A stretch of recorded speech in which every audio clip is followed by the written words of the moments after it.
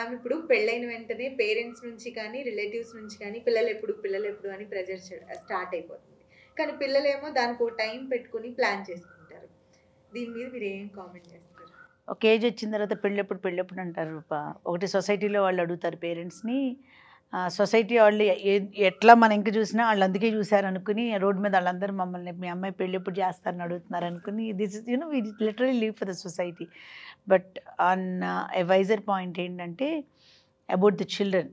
పెళ్ళి అనే దాని గురించి కాదు కానీ అబౌట్ ద చిల్డ్రన్ ఏంటంటే మ్యారీడ్ కపుల్ ఎమోషనల్‌గా కానీ, ఫినాన్షియల్‌గా కానీ వాళ్ళిద్దరూ when they are ready to have the children is the right time to have. ఇప్పుడు వాళ్ళకి అర్థమవుతుంది కదా! So okay we are ready to ఇప్పుడు వాళ్ళిద్దరి మధ్యలో అండర్‌స్టాండింగ్. ఫినాన్షియల్‌గా కూడా రేపొద్దున్నే కిడ్స్ వచ్చారంటే it's like lot of expenses are involved in it. వాళ్ళ ప్రెగ్నెన్సీ దగ్గర నుంచి, డెలివరీ నుంచి, లేటర్ ఎడ్యుకేషన్ గానీ anything it's a very high financial demand ఉన్న సబ్జెక్ట్ అది టెక్నికల్లీ. సో వాళ్ళు ఫినాన్షియల్‌గా దాన్ని హ్యాండిల్ చేసుకోవటం, ఎమోషనల్‌గా వాళ్ళిద్దరి మధ్యలో ఎంతవరకు బాండింగ్ ఉంది, how prepared are they to handle the relationship further to have children అని ఉంటుంది. సో ఆ కపుల్ మధ్యలో ఒక అండర్‌స్టాండింగ్ వచ్చి whenever they are ready it is the right time to have children. ఇప్పుడు చాలామంది పిల్లలు వద్దనుకుంటున్నారు ఫర్ దేర్ ఓన్ రీజన్స్.